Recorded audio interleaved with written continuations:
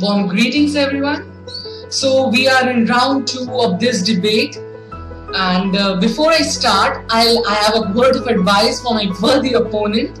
Please be patient. I have a counter model with me, but before going straight to the counter model, I would like to engage myself with the arguments that my opponent has raised against my case.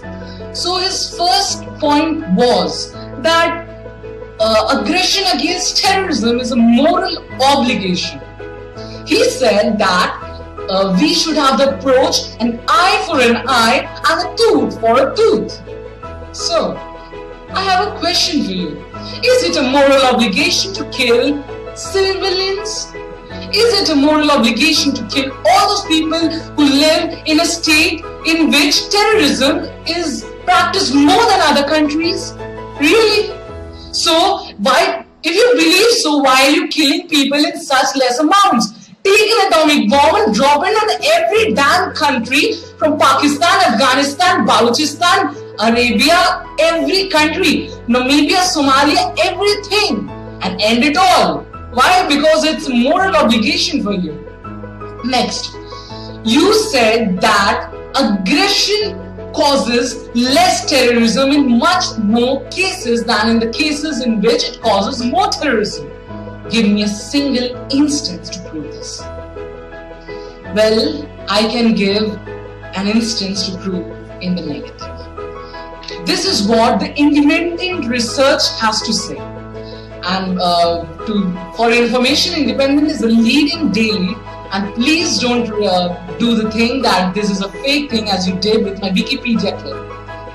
More civilians caught up in the Syrian conflict were killed by US-led coalitions than by ISIS or Russian-led forces in the last month, according to figures released by a human rights organization. By last month, it is referring to March 2017. The Syrian Network for Human Rights, SNHR, found that ISIS killed 119 civilians in Syria in March, including 19 children and 7 women, with Russian forces believed to have killed 224 civilians in the same month, including 51 children and 42 women. The SNHR found the international coalition forces led by US killed 260 civilians, including 70 children and 34 women. In the same month, reports of civilian deaths from US airstrikes across Syria and Iraq soared to an all-time high, according to Airways, a British monitoring group which found there were 1,472 casualties. That is 1,472 killings linked to US airstrikes in March. Do you have anything to say? And by the way, I'll post this link to this report in the comment section. Next, you said that money spent for fighting terrorism is justified because it cannot be completely free. So, does that mean that we spend, the Pew Research ORG tells us that US spends $16 billion every year for fighting terrorism, and this is a certified report. But there are many other issues before the world now.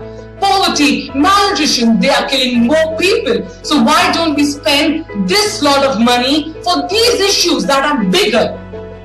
Next, my opponent ended his case with an extension that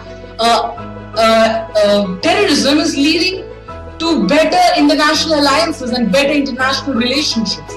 So what is your point? How is it related to our debate? And even if it is related, are you saying that there should be more terrorism in this world so that there are better international alliances? Do you want to say that? Now, going straight to the counter model without which my opponent is losing his calm.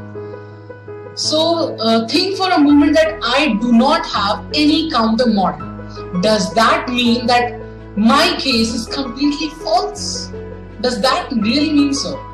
Just think that there are corrupt politicians in the market and we cannot give any counter model for ending them.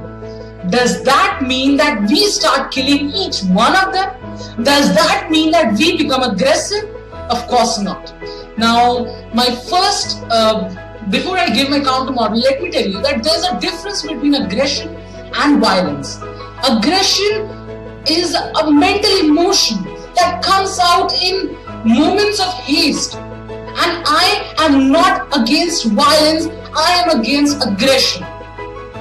We can be violent against terrorism, but we should not be aggressive. I mean to say that why don't we eliminate the leaders of these terrorist groups that are spreading it? Second, how is terrorism caused? It is caused because innocent people are brainwashed by masterminds. Now, why can't the world brainwash them back into the right thing, into the right path? Make them think that everyone in this world is brothers. Killing is not the solution. Third, why can't we imprison them? I know it causes lots of expenditure on the exchequer, but is fighting terrorism not causing that expenditure? Last of all, diplomatic talks with a pure mind that.